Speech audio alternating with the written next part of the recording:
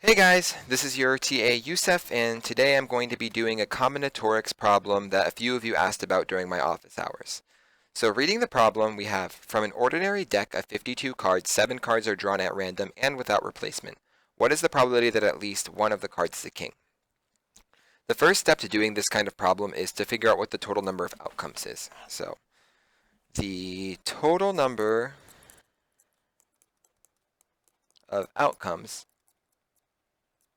well, in this case, since the order does not matter, we compute that using a combination. The order doesn't matter because we're just counting how many kings we get from drawing 7. It doesn't matter if that king comes first, second, third, fourth, fifth, sixth, or seventh. We just care about how many kings come in for each combination. So this is given by 52 choose 7. I have 52 cards and I'm choosing 7 of them. This is 52 factorial divided by 52 minus 7 factorial multiplied by 7 factorial. I'm not going to explicitly compute that. It's really not important for explanation purposes, but you should be able to simplify that later on. For now, just focus on the concept. Recognize that there's that many ways of choosing 7 cards from a deck of 52 where we do not care about the order. All right, next we need to figure out what we're computing. So we're computing the probability that we're drawing at least one king. This is the probability of drawing one king plus the probability of drawing 2 kings plus the probability of drawing 3 kings plus the probability of drawing 4 kings. Okay, this would be a little bit more annoying to compute because you'd have to compute each one explicitly. I think it is much easier to instead compute this. 1 minus the probability of drawing 0 kings. The reason that we can do this is because the probability of drawing 0 kings and the probability of drawing more than 0 kings are complementary events. So if we define event A, if we define probability of A as equal to probability of k is greater than or equal to 1, probability of A complement is equal to the probability of k less than 1. And there's only one other outcome less than 1. That's probability of k equal to 0. So recognizing that the probability of A is the same as 1 minus the probability of A complement, we can now compute this in a much easier manner.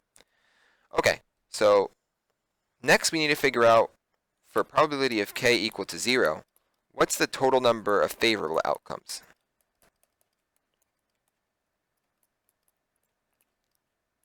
Well, we don't want to draw any kings, right? And how many non-kings are in the deck? Well, there's 48 non-kings, right? And we want to draw all 7 from here. 7 chosen from here. Okay? So the total number, so for the probability that we choose no kings is going to be the favorable outcomes, which is 48 choose 7 divided by 52 choose 7. I use this notation for combination. I know you alternatively can do, I think it's this, I'm not 100% sure. But I'd rather do this. Looks a lot cleaner when you're doing, I guess, on paper. I don't know. I don't like this way. I think it's because Professor Jurek didn't do it this way, so I'm doing it this way here. Okay, so now we can get our final answer. Sorry about that. Our final answer will be given by the probability that k is greater than or equal to 1 is equal to 1 minus 48 choose 7 divided by 52 choose 7. And we're done. I wanted to show you guys an alternative way of doing this. If you were to think about each draw as a separate thing, right? The probability of getting 0 kings, right? Just like a coin flip, right? If you were flipping a coin, if you wanted no heads in the first 3 trials, you would do 1/2 multiplied by 1/2 multiplied by 1/2. That's the probability of getting tails or all tails or all heads in a row. So in this case, if we want the probability, let's say we want no kings in the first trial. Well, there's 48 non-kings in the deck, and then there's 52 total cards in the deck. So that would be the first trial.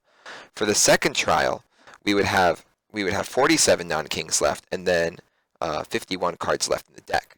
Third trial, it would be 46 non-kings left, and then 50 cards left in the deck, and then 45 with 49 left in the deck. Then you'd have 44 with 48 not left in the deck, and then 43 with 47 left in the deck, and then one more would be 42 with 46 left in the deck. Oh, didn't mean to do that. Sorry. Sorry, this is a little messy, but okay. So what this basically is saying is this is like the first card I draw.